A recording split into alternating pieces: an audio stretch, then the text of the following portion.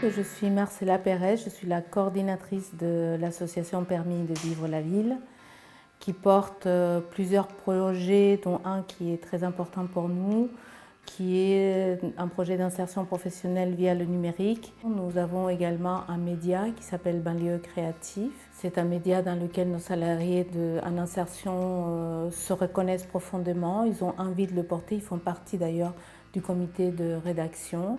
Je m'appelle Joanne Otavu, j'ai 32 ans.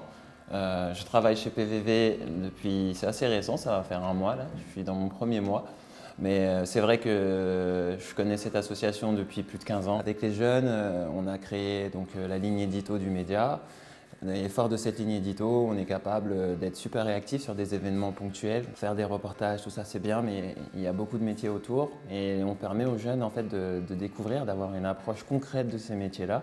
L'accompagnement REC intervient au moment où on est en croissance, puisqu'on a augmenté le nombre de salariés en insertion. Ce premier temps de travail, ça nous a permis de nous recentrer sur nous, sur nos envies, nos valeurs. Qu'est-ce que ça veut dire qu'avoir 40 salariés en insertion? On se pose beaucoup de questions effectivement par rapport à la formation. Parce qu'on a un turnover important, on peut garder les jeunes chez nous, ceux qui travaillent ici, que 2 ans maximum, ce qui fait quand même que quand on arrive à un certain niveau de compétence, on perd en fait un peu tout le monde au bout de 2 ans et il faut recommencer. Pour grandir, il va falloir qu'on veille à 2 choses, donc la qualité du travail effectué et aussi la quantité de travail qu'on peut absorber. Et ça, c'est de l'investissement, ça, c'est pas des choses qu'on peut prendre à la légère. Et dans le cadre de notre formation, on est alerté là-dessus.